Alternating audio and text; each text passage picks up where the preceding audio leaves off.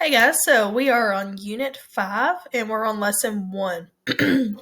So, Lesson 1 is on understanding animal anatomy. So, we're going to talk about the parts of animals, and its body system.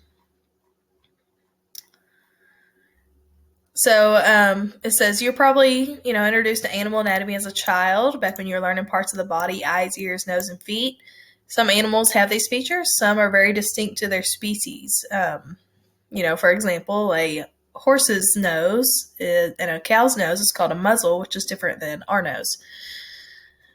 Some have the same features. Some animals that share characteristics are going to have the same characteristics. Like a four-legged animals, they're going to have a croup, which is between their loins and the beginning of the tail. Some animals have withers, like a horse. They have withers, which is right above their shoulders. There's some differences, like their feet, especially dogs have paws, horses have hooves. So there's a lot of differences, and we're going to talk about, kind of broadly what animals are supposed to have and what each system contains. Okay.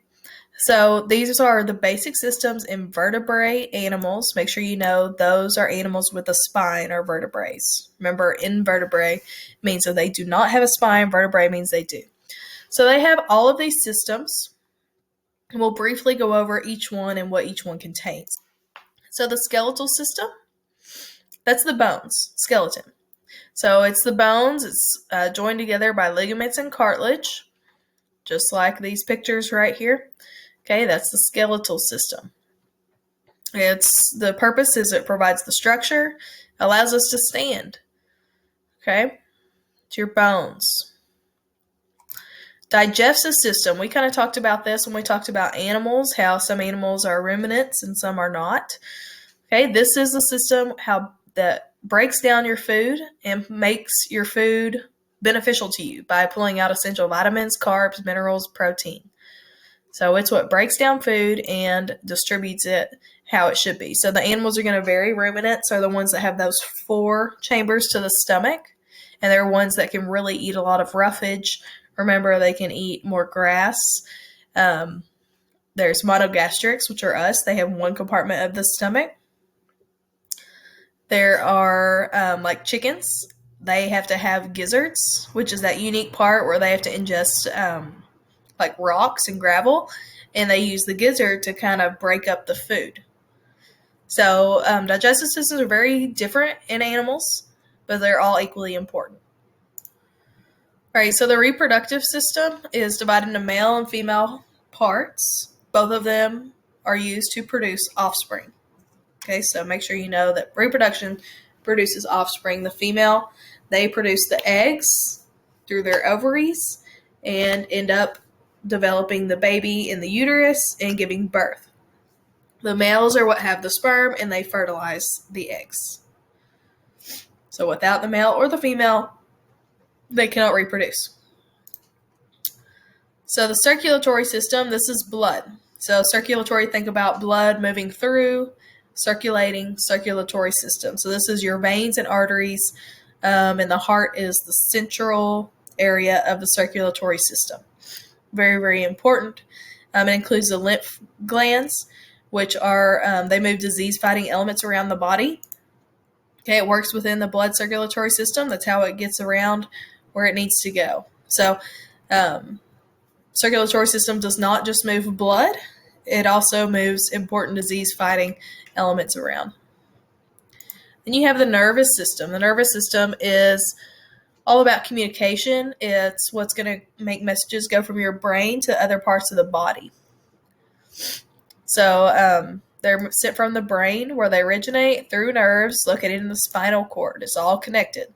So, their examples: when a rabbit hears danger, which is what those big ears are for, the sound of movement registers in the rabbit's brain, and the body leaps into action.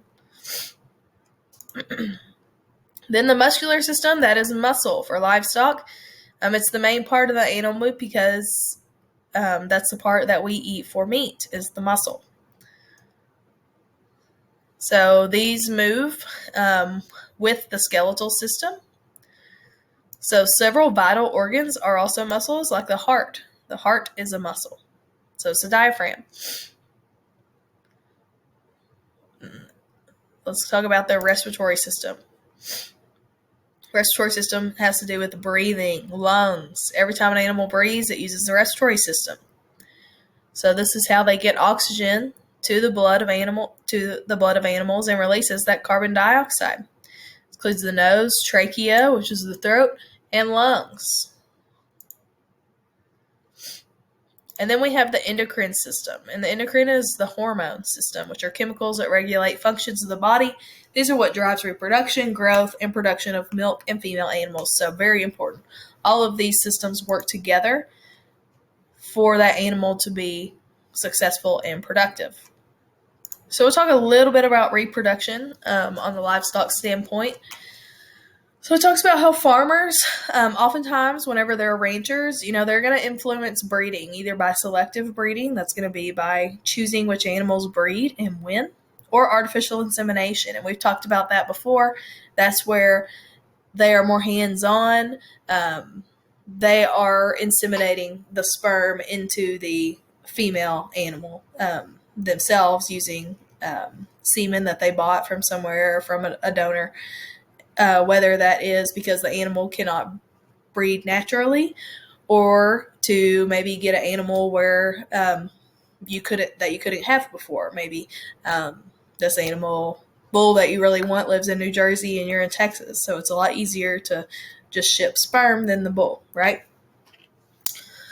So once the egg is fertilized, by having the sperm fertilize it, so it begins the process of cleavage where the cell divides in half, then successive cells divide, and that creates the organism.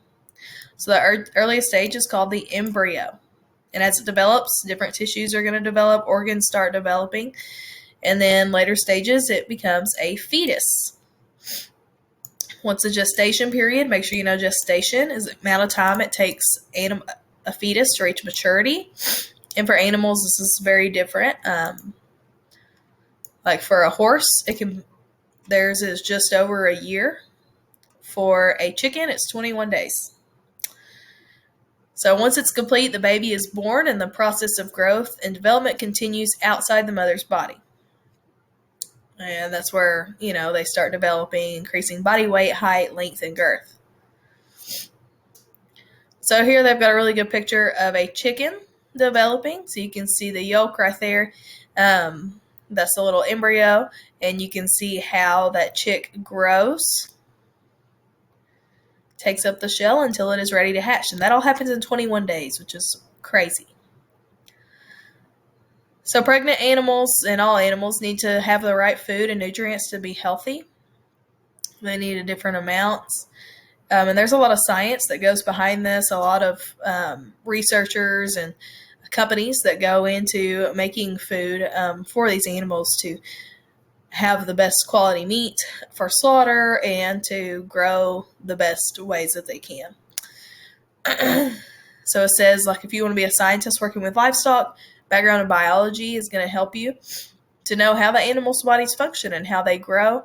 And, as a livestock producer, you have to kind of go with the trends of the diet. So we're talking about pork. So pork, animals, hogs, they used to be grown really fat. A lot of fat was grown on them. However, now that we've become more health conscious as a country, we're starting to produce leaner hogs that have less fat, and we're focusing just more meat, higher meat content of that ratio. So pretty interesting stuff. So that's a really fast